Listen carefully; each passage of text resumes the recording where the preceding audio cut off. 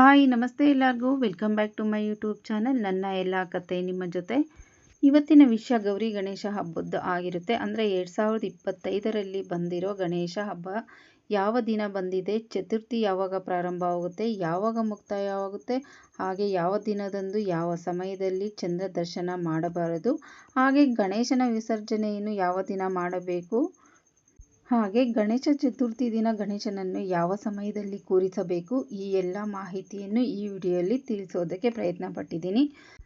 ಹಿಂದೂ ಸಂಪ್ರದಾಯದಲ್ಲಿ ಪ್ರತಿಯೊಂದು ಹಬ್ಬವೂ ಪೌರಾಣಿಕ ಹಿನ್ನೆಲೆಯನ್ನು ಹೊಂದಿದೆ.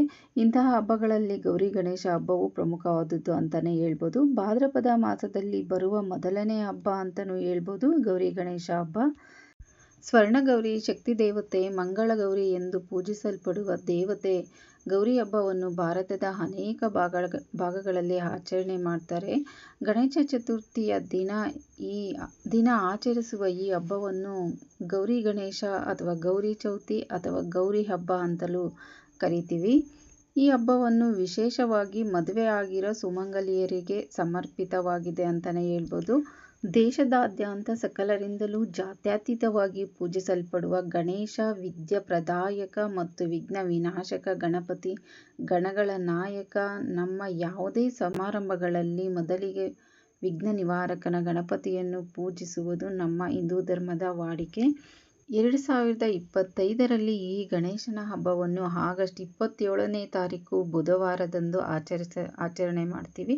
ಹಾಗೆ ಚತುರ್ಥ ತಿಥಿ ಆರಂಭ ಮತ್ತು ಅಂತ್ಯವನ್ನು ನೋಡೋದಾದರೆ ಆಗಸ್ಟ್ 26ನೇ ತಾರೀಕು ಮಂಗಳವಾರ ಮಧ್ಯಾಹ್ನ 1:54 ಪ್ರಾರಂಭವಾಗಿ ಆಗಸ್ಟ್ 27ನೇ ತಾರೀಕು ಬುಧವಾರ ಮಧ್ಯಾಹ್ನ 3:44 ಮುಕ್ತಾಯಗೊಳ್ಳುತ್ತೆ.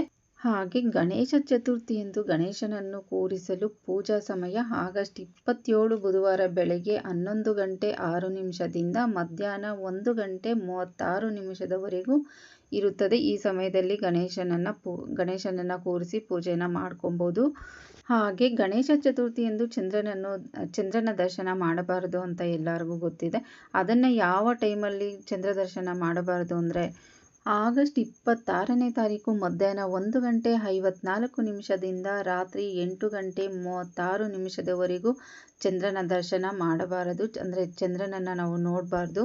ಹಾಗೆ ಆಗಸ್ಟ್ 27ನೇ ತಾರೀಕು ಕೂಡ ಬೆಳಗ್ಗೆ 9:13 ರಾತ್ರಿ 9:12 ಚಂದ್ರ ದರ್ಶನವನ್ನು ಮಾಡಬಾರದು. ಗಣೇಶ ಚತುರ್ಥಿಯಂದು ಗಣೇಶನನ್ನು ನಾವು ಏನಾದರೂ ನೋಡಿದ್ರೆ ನಾವು ಮಾಡದೇ ಇರೋ ಅಪವಾದಗಳನ್ನು ನಾವು ತಲೆ ಮೇಲೆ ಹೊತ್ಕೊಳ್ಬೇಕಾಗುತ್ತೆ. ನಾವೇನೇ ತಪ್ಪು ಮಾಡಿಲ್ಲ ಅಂದರೂ ಆ ತಪ್ಪು ನಮ್ಮ ಮೇಲೆ ಬರುತ್ತೆ ಅನ್ನೋ ಪ್ರತೀತಿ ಕೂಡ ಇದೆ.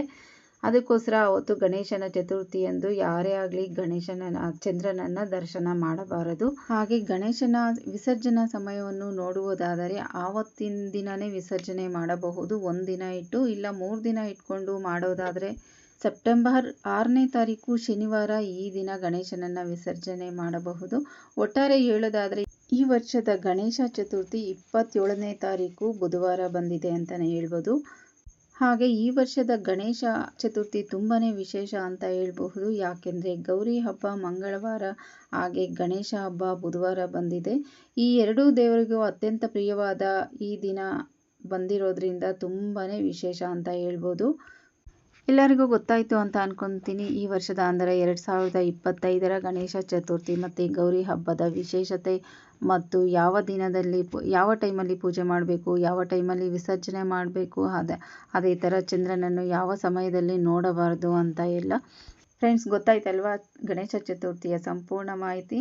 ಯಾರೆಲ್ಲ ನೋಡ್ತಿದ್ದೀರೋ ದಯವಿಟ್ಟು ಈ ಚಾನಲ್ನ ಸಬ್ಸ್ಕ್ರೈಬ್ ಮಾಡ್ಕೊಂಡು ಸಪೋರ್ಟ್ ಮಾಡಿ. ಇನ್ ಕೇಸ್ ನಿಮ್ಗೆ ಏನಾದರೂ ಈ ವಿಡಿಯೋ ಇಷ್ಟ ಆದರೆ ಪ್ಲೀಸ್ ಒಂದು ಲೈಕ್ ಮಾಡಿ, ಹಾಗೆ ನಿಮ್ಮ ಫ್ಯಾಮಿಲಿ ಫ್ರೆಂಡ್ಸ್ಗೂ ಶೇರ್ ಮಾಡಿ ಅಂತ ಹೇಳ್ತಾ ಇವತ್ತಿನ ವಿಡಿಯೋ ಎಂಡ್ ಮಾಡ್ತಾ ಇದ್ದೀನಿ. ಹಾಗೆ ಮತ್ತೊಂದು ಯೂಸ್ಫುಲ್ ವಿಡಿಯೋ ಜೊತೆ ನಿಮ್ಗೆ ಸಿಗ್ತೀನಿ ಅಂತ ಹೇಳ್ತಾ ಥ್ಯಾಂಕ್ಸ್ ಫಾರ್ ವಾಚಿಂಗ್.